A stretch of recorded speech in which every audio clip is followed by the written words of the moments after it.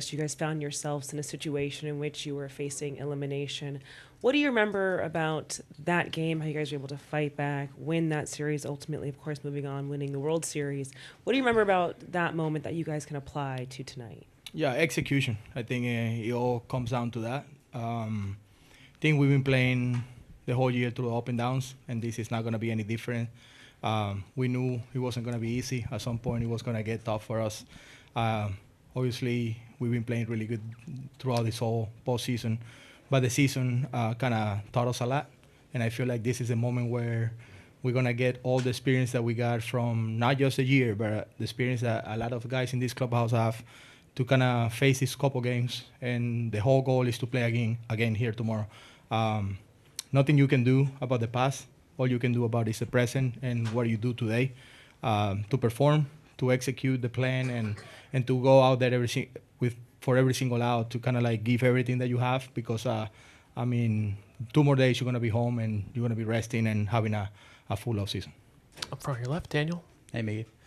Después del quinto juego en LA, vimos cómo te tomaste un momento quizás para quedarte en el dugout y creo que estabas viendo el estadio. ¿No puedes describir lo que estabas pasando por ese momento y quizás viendo en perspectiva lo que ha significado todo este tiempo para ti en esta organización?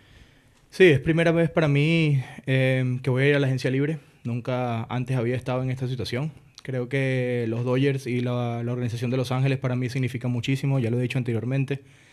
Y para mí obviamente era un momento que estaba tratando de solamente dar las gracias por todo el tiempo que había pasado ahí. Y indiferentemente si fuera desde el banco, jugando, en el clubhouse, llegando aquí a Los Ángeles sin mis 2 hijos, viendo hacia arriba y buscándolos a ellos ahí.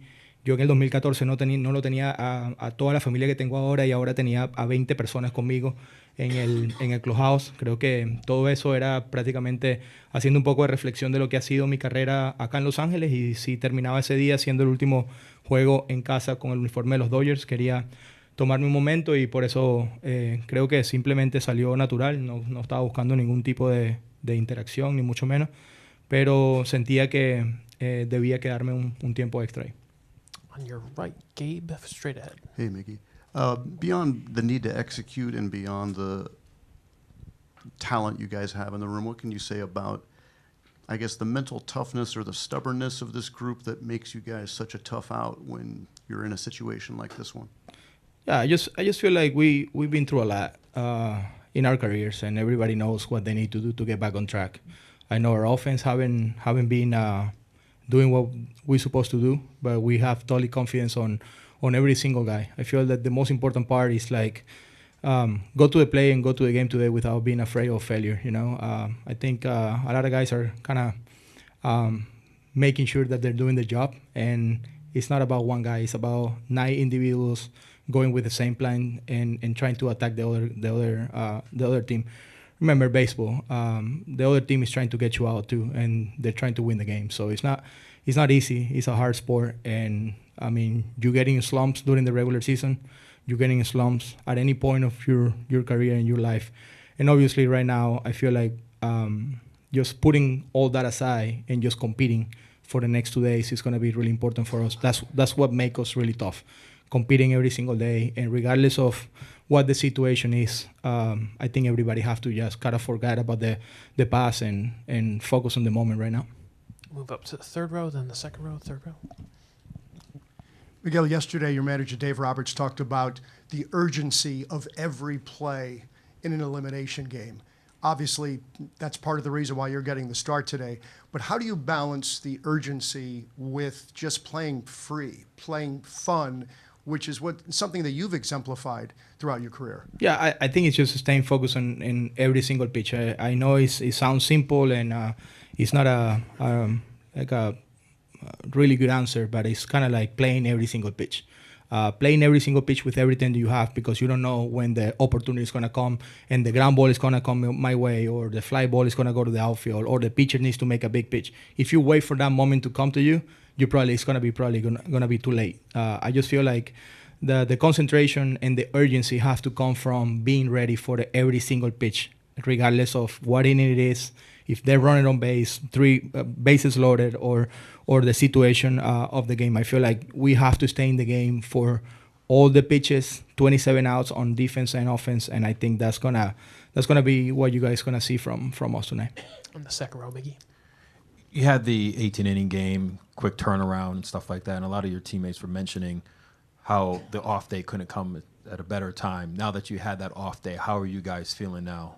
Yeah, I think we feel so much better after, like resting for kind of a full day. Even though we have to travel and change time zones and all that, it's always kind of part of the process, part of what we're doing. But at the end of the day, you gotta understand that we've been playing ball for a long time, and the Dodger organization has been doing a lot of great things for baseball. Starting last year in Korea, playing all the way until the World Series, until the last day of the season. A day like today last year, we were playing, and then this year we went to Japan and did everything for baseball that we're supposed to do, and then here we are playing on the last game of the season again. So it's been a long journey for the team, for the organization, for every player out here that had the opportunity to do that.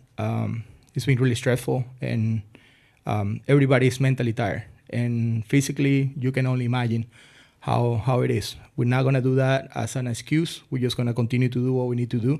But at the end of the day, regardless of what the results are, we still have the goal to win the World Series, which been the goal ever since we got to spring training.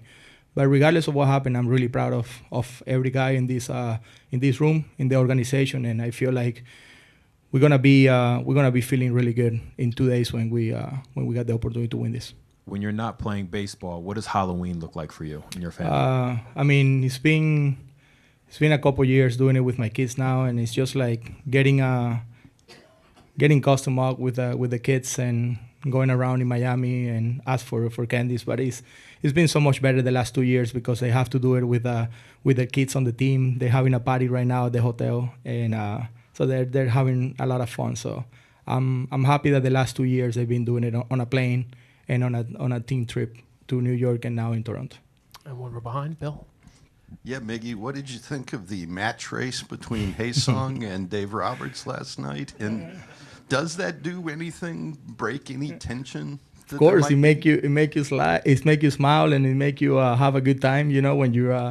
When the head of the group is kind of like is loose like that, and he's willing to do anything. That's what he tells everybody, that he will do anything for the team. Even though he got no chance to beat Kim to third base, he tried to do like the shortcut. He didn't know that the camera was there. He tripped on the camera, and we saw the rest, right? So it's all over social media in the biggest stage of the year. Right before a game, facing elimination, this guy is like on the ground, like with his uniform full of dirt, right? And he's not backing away from it. So that's what he tells you about Doc, and he will do anything for this group and to spark the team. Was he in early for treatment today? He should, because I feel like his hamstring is kind of bothering him. But I mean, we got plenty of tables there full of players. Third row, your left, Jack, then Jordan. Yeah, one more on that. How big of a head start would he have needed to have won? I just think he got a better chance going straight from first to third on a straight line, and then make him like going around. I think that was the initial thought of the race, but then he wanted to prove a point that he can beat him from that start, and it wasn't enough. We all saw the results.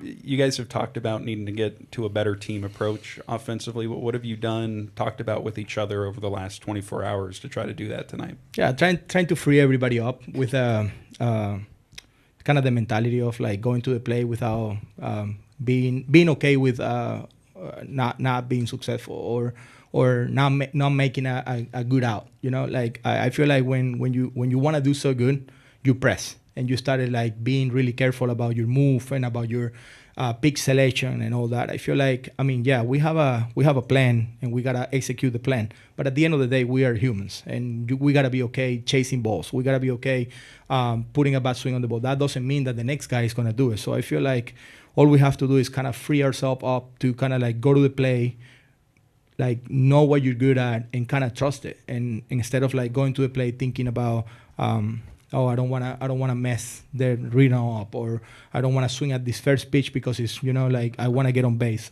If you don't have in your game the walk or the like the long ball, why are you gonna be chasing that when an opportunity is out there for that? I feel like the 18 inning game kind of like taught us that, you know, like we couldn't build an inning until like Freddie hit the homer, and I feel like it's really important for us to focus on what you're good at and what's your kind of your tool package in this situation, instead of like trying to be like someone else or trying to go out there and trying to do something bigger than what you're capable of doing.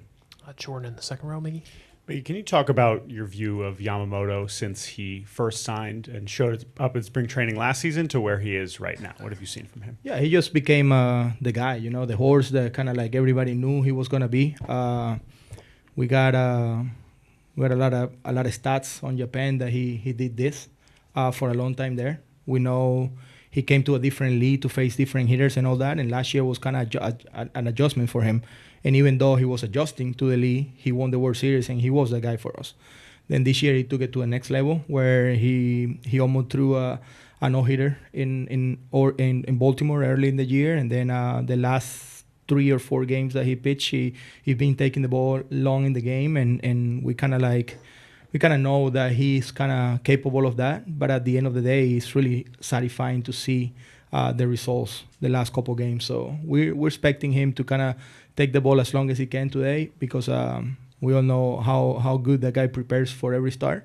And what he just did the other day, went to the bullpen on the 18th inning and willing to pitch in that situation. It talks a lot about the commitment and the effort that he's going to put for this team to be the horse.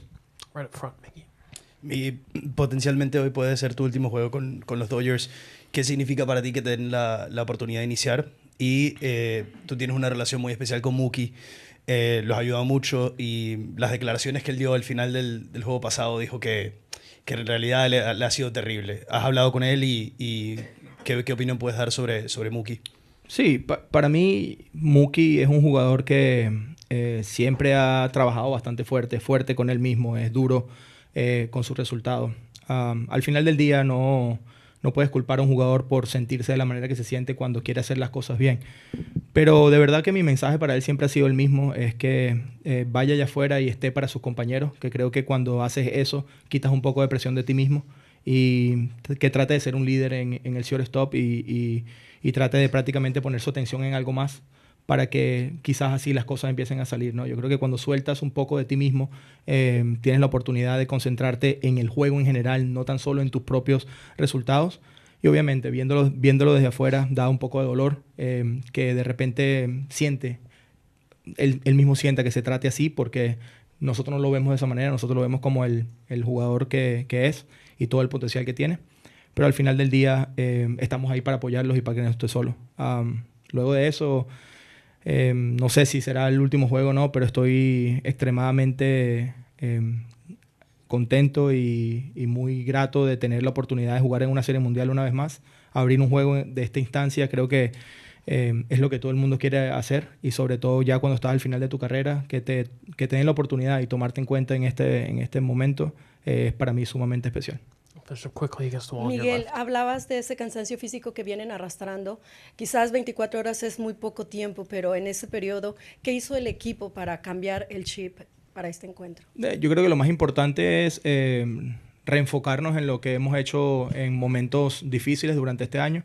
Creo que no ha sido fácil, ya lo estaba diciendo hace poco, nuestro año ha sido de subidas y bajadas durante todo el año, y creo que nos enseñó bastante a cómo sobreponernos a momentos como este.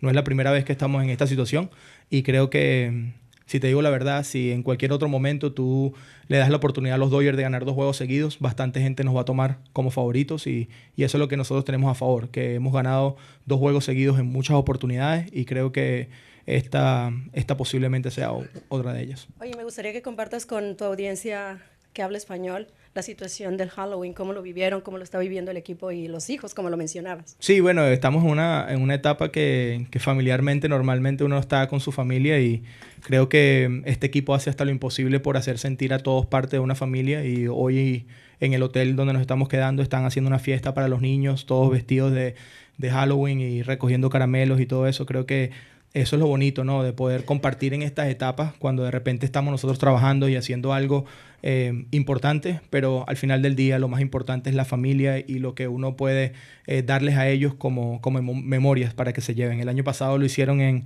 el hotel y en el avión yendo a Nueva York. Este año fue en el avión viniendo para Toronto y aquí en el hotel en Toronto, y estoy sumamente contento de que, bueno, de que ellos también pueden aprovechar su tiempo, y espero que con un juego ganado también al final del día.